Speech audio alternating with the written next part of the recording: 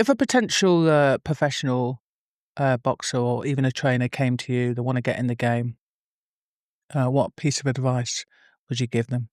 Honestly, the first thing I'll say to them is, don't do it. I'm just being honest. Like, there's no real money in it unless you reach the very, very highest level. It's as a coach, it's you don't really get the respect for doing it anyway. You can put all the time in the world into somebody, and they might lose a fight and they'll go and find another trainer. And unfortunately, with the professional side of it, there's no contract between a coach and a boxer. There is between a boxer and a manager, but coaches don't get protected like that. And also, the percentage you're going to get, you're spending 10, 11, 12 weeks sometimes getting a fighter ready for a training camp. If they make 3-4 grand a night, you're getting 10% of that for all those weeks. I can get more than that working in the superstore, stacking shelves. There's no money in it. You have to really love boxing. I would advise, to do boxing like as a hobby, and then, have it and learn a trade, so you can guarantee you're making money.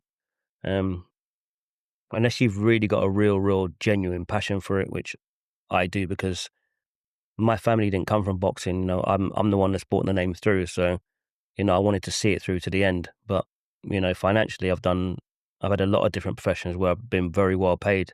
This is the lowest pay, by a long way. But this is the most satisfaction that I get out of work. I love what I do. I love coming to the gym every day. But yeah, I would advise, honestly, I would tell you clearly exactly what there is on the table, what you're going to make. If you don't have, as a trainer, if you don't have at least 4, 5, 6 TV fighters, you're not going to make no money. And it's very rarely does a trainer get hold of a fighter like an Anthony Joshua. It's just very rare. If you're in the right place at the right time and you get the opportunity, or if your family's come from boxing, you'll get pushed to the forefront as a coach. So then maybe it'd be worth your while then, because they've seen it and done it.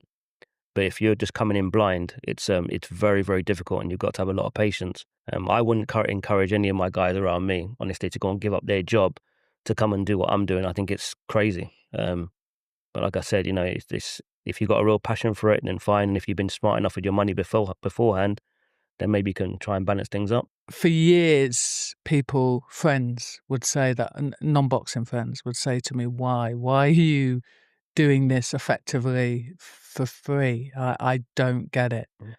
And I think when you shift, I'm talking more so about the amateur scene. When you shift your mindset to, I'm helping the community, I'm giving something back, and you're not thinking of monetary gains. Yep. That's how you can kind of sell it to yourself, because 100%. There is no money. Yeah, definitely. There's no. There isn't. And that's why I always praise the amateur coaches, because, like I said, they've got a trade. A lot of them are roofers, plumbers, electricians, and so on, builders. They do a full day's work, and then they come in the gym, 6:30 and help all these kids for free. And they're actually the teachers of the sport anyway. But, that, to me, that's probably the best way to go about it, because that's how the majority of us started anyway. A lot of us don't just get thrusted into professional boxing. We've all given up that time, that free time, and everybody should make a positive contribution anyway. You should be helping the young people, even giving some time to like Saturday schools and stuff like that. It makes a world of difference to these kids. So I think if you're doing that, fine. But yeah, it's a lot, and you get very little in return. I'll put it that way.